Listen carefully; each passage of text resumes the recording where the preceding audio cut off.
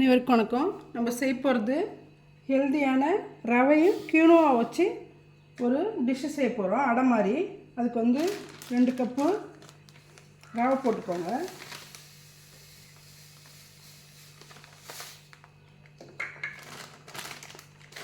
Already நம்ம வேக வச்சுருக்கோம் கீனோவா. பாருங்க, ஒரு 5 நிமிஷம் தண்ணியில் ஊற வச்சுட்டு 1க்கு 2 அளவு தண்ணி வச்சு வேக வச்சுருக்கோம்.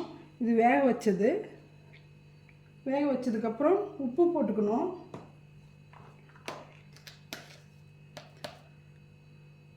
இதுக்கு தேவையான உப்பு போட்டுக்கோங்க.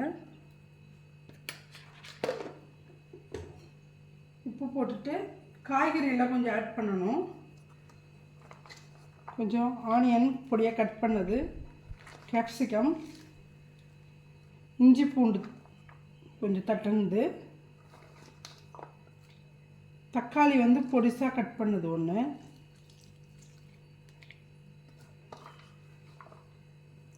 இதில் கொத்தமல்லி தழை போட்டுக்கோங்க.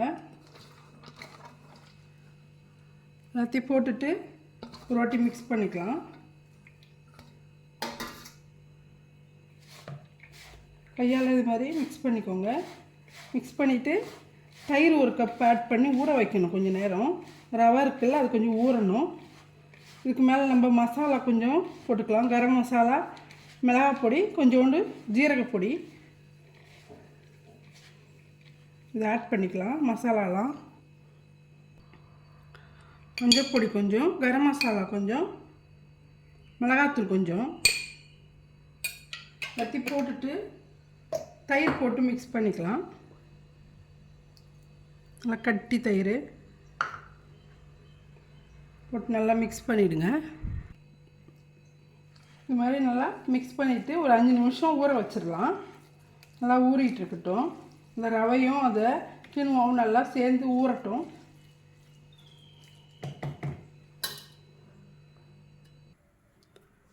நல்லா ஊறி இருக்கு. இந்த டைமில் நம்ம பேட்டர் எடுத்து சும்மா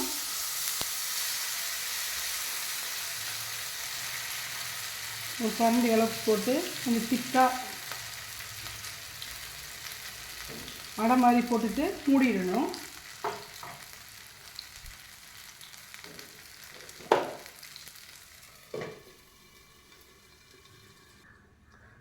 பாருங்கள், நல்லா வெந்து வருது. சுற்றி இன்னும் கொஞ்சம் நல்லா வேகட்டுன்னு திருப்பி போட்டுடலாம்.